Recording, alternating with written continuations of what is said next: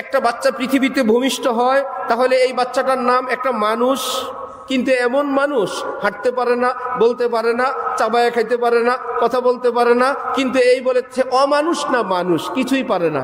এই বাচ্চাকে খাওয়ানো হয়, দুধ খায়, এইবার তাকে ভিটামিন, ক্যালসিয়াম, ক্যালোরি দিতে দিতে আস্তে আস্তে সে এবার হাঁটতে শিখে, বলতে শিখে, করতে শিখে। সে যখন হৃষ্টপুষ্ট হয়, যে ভিটামিন, ক্যালসিয়াম, ক্যালোরির বরকতে হয়, এইবারও একজন সে মানুষ।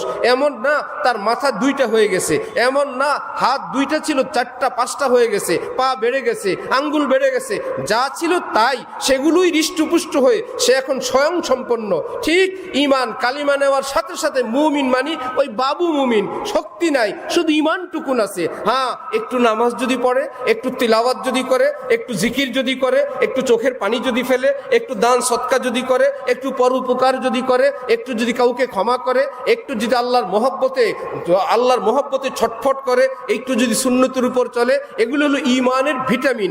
ইমান তার ভিটামিন পাইতে পাইতে পাইতে পাইতে আল্লাহ পাক তাকে এমন ইমানের তৌফিক দান করেন যার জন্য জান্নাতুল ফেরদাউস অপেক্ষা করতে থাকে। তাহলে ইসলাম বলে বাহ্যিক আমলগুলোকে, উপরে উপরে যে কাজগুলো আমরা আমল করি সেগুলোর নাম কি?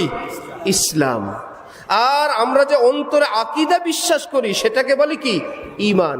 তাহলে আমার ভাই প্রশ্ন, আমরা কি খালি অন্তরের বিশ্বাসে মুমিন হয়েই কবরে যাব, না মুসলমান হব?